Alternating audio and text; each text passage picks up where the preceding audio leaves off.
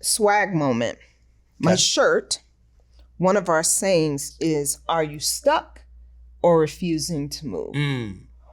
Where do you find you get stuck? And how do you move from that space? Okay. Well, definitely old me was stuck for a long time. Okay.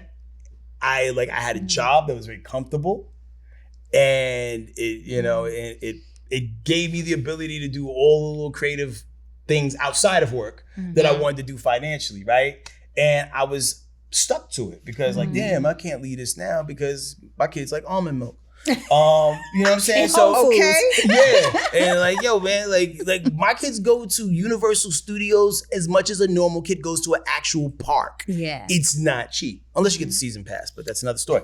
But I was stuck because I was comfortable, and even before I moved to Atlanta, I was living in Dallas, and I was stuck, and I was happy because I live in Dallas, and people know me, and they know my group, and I came to Atlanta with claw marks in the tarmac. However, sometimes when you don't move, God gonna make you move. Whether you want to or not. And I got to a point where I was like, yo, why do I have to keep doing all these things? Why am I smoking 9,000% more weed than I was before the pandemic? Is because I was stuck and I needed to leave, and I was not moving in my purpose. So I moved.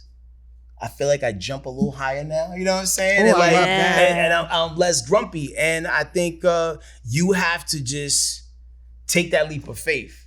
Because I think a lot of times people think about all the bad things that happen, but when you think about everything on a scale, I think more things go right for people than go wrong.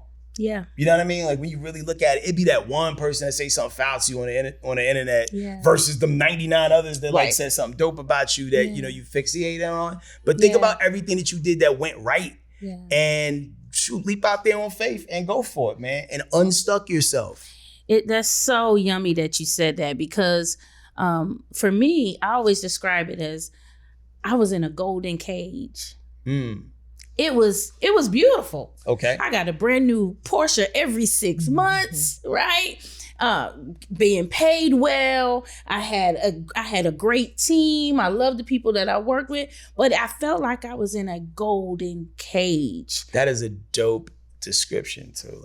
Right? It's a golden cage. And I know some of our listeners and watchers, you go to work every day, and we get ourselves in this cycle like a hamster wheel. You get up, you go to work so you can buy more stuff. And then to keep the stuff, you got to go back to work. And you're in this cycle, right? And you're in a brand, you're within a brand, and you're supporting that brand. But after a while, when you're not growing, you're comfortable, you're not growing anymore, you start to feel like you're suffocating, right? And I started to feel like this golden cage, every time I tried to lift my wings, I would bump up against the side of the cage.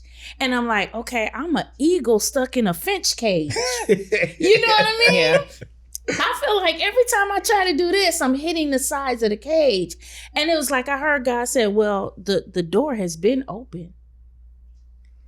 I was like, but God, they feed me. They come and they put the little food thing down every 2 weeks. They bring me fresh water. I got a nice little swing in here. He's like, but the door has been open. What are you waiting for? And I was like, man. And then standing on that ledge of the door was probably the scariest place to be, because it's like, if I jump, will I be able to fly? Right? If the water and the food not coming on a regular basis, somebody not delivering it to me, am I going to be able to feed myself? Am I going to be? And God said, so you think you feeding yourself now? You think they're feeding? You think they're the source? Wow. Right. I'm the source. They're a resource. Yeah. And if I gave you that resource, I can give you many more resources, because I am the source.